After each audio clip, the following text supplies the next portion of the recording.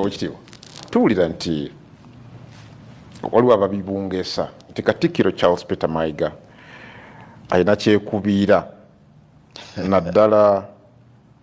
mu bannabyabufuzi abali ku oluvuganya government specifically ekibiina kya National Unity Platform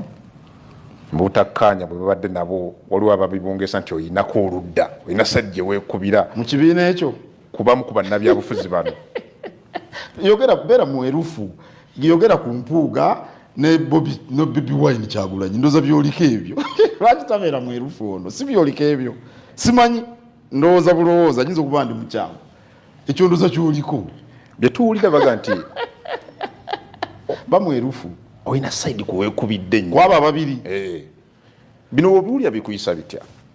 bateekwa abantu okubaako kye boogera Adamu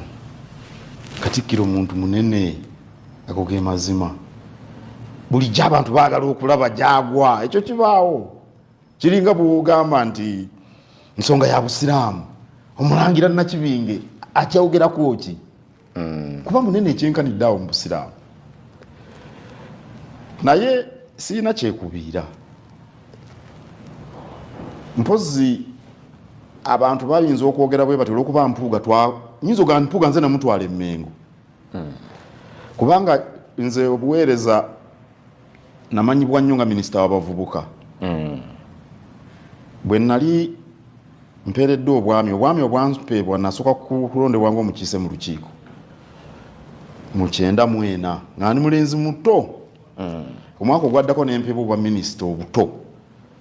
obw'ensonga z'olukiiko omwaka ogwaddako 96 nenfuulwa minisita omujjuvu nga nze nvunaanyizibwa ku bavubuka n'ensonga za kabineti n'olukiiko kati bwe nali ate namalamu mu kifo ekyo emyaka 9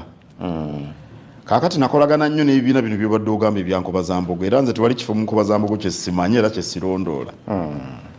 n'abantu bangi boolaba abaali mu nkoba-zambogo n'oli eyasooka mbamanyi mu buntu bakawooya Michael Kawooya akulira CBS bakasozi bamukiibi bakyewalabye maleba emijiji egyaddako Joseph Kawuki kati minisita abaani Oweekitiibwa Mathias Mpuuga oyo gwoyogera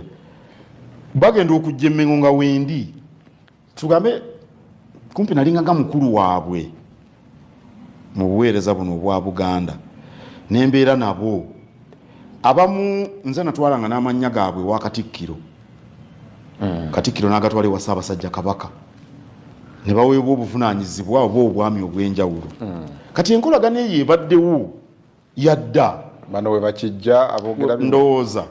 enkolagana yadda nnyo era nga toyina kyekubiira Oweekitiibwa Mathias Mpuuga tumanyiganye mu buntu kitaawe bwe yafa naliyo mu kuziika na biki byonna tumanyiganye mu buntu okuva edda si kati era nakino abantu tebakimanyi Mathias Mpuuga baba bagenda okwesimbawo omulundi ogusooka mu 2011 okuvuganya John Kawanga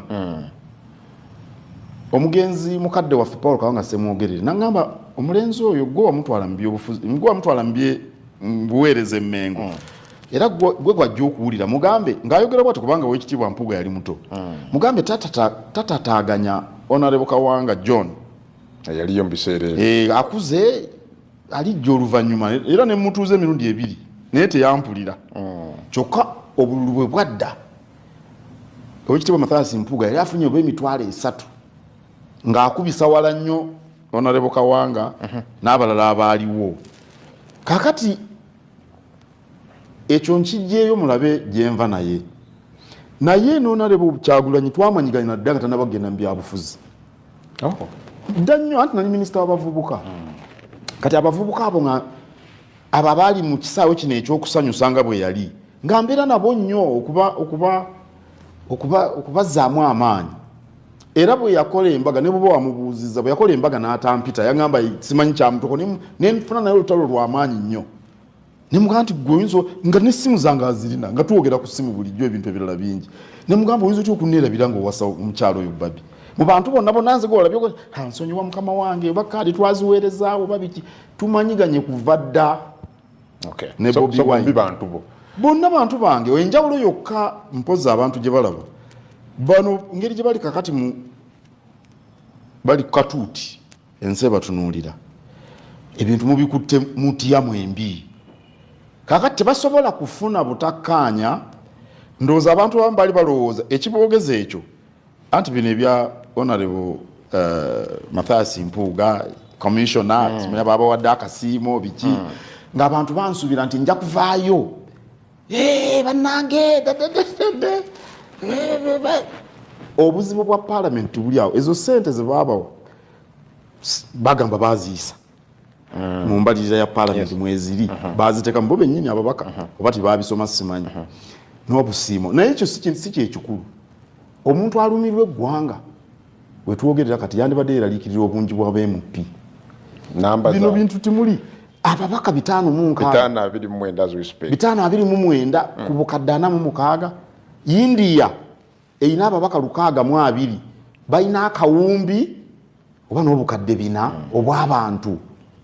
Gwe omuzadde eyitaze essomero erigenda okubangulira omwana wo nga muyiiya mukozi ati ayite ne first grade katukwanjulire Shehan Standard Day and Boarding Primary School abagenda okuteeka ebyensoma by'omwana wo ku mutendera ogusingira ddala empisa eddiini ebyemizannyo n'obuyiiya bwonna tubikulembereza ddala ng'ate ebyokulya n'ebyensula bya mulembe ddala tulira n'entambula eri abayizi abaviira ewala. Gwe ate omuzadde eyandiyagadde omwana wo okuyita ne first grade totunula obulala wonna okwewandiisa kugendera ddala maaso okuva ku nassale paka ku kibiina ekyomusanvu. Day ne boarding ng'ate n'ebisale birungi ate bisobokera ddala. Jjukira nti requirements zonna omwana wo azisanga ku ssomero. Tusangibwa Lubaga mu Bulwa zone okuliraana 24/7 motel. Gwe ayagala okumanya ebisingawo tukubire ku noti 773 73 359 nei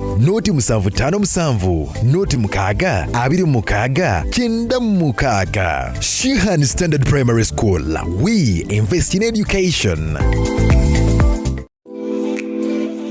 Uliro obuwomi munna Uganda kankwanjulire Pizza Origin banonga biba kafulu abakozi ba pizza eri ku kyaddala anti mwatu kyekituyisa Pizza Origin. Funa pizza erimu ebirungo byotajja kusanga walala. Olina birthday party, baby shower, graduation party, wedding meetings oba oyagala kusanyusa abafamire yo weyunire Pizza Origin tusangibwa ku Jinja Road Plot 10 opposite Nema House. Mwana wattu tukola ne delivery ate mu kaseera katono ddala. Yitiraho kati oba tukubireko tuli ku noti 7 noti 8 7 8 5 ne noti 7 6 7 Pizza Origin tulya kyaddala. Tekyabadaza ku Masaka Road, Chiwawo ku Mityana Road, Busunjo, Baka, Mende Kohima Road, Bombo Road, Gayaza Busiika, Gayaza Kayunga n'okwetulula Mukono yonna saako mu bitundu bya Uganda ebyenjawulo. Basoloza amayumba g'abapangisa era nga bazimba n'okuwa pulaani z'amayumba. Ssenkyale be bokka abakulaakulanya omuntu wa wansi n'okumuzzaamu essuubi.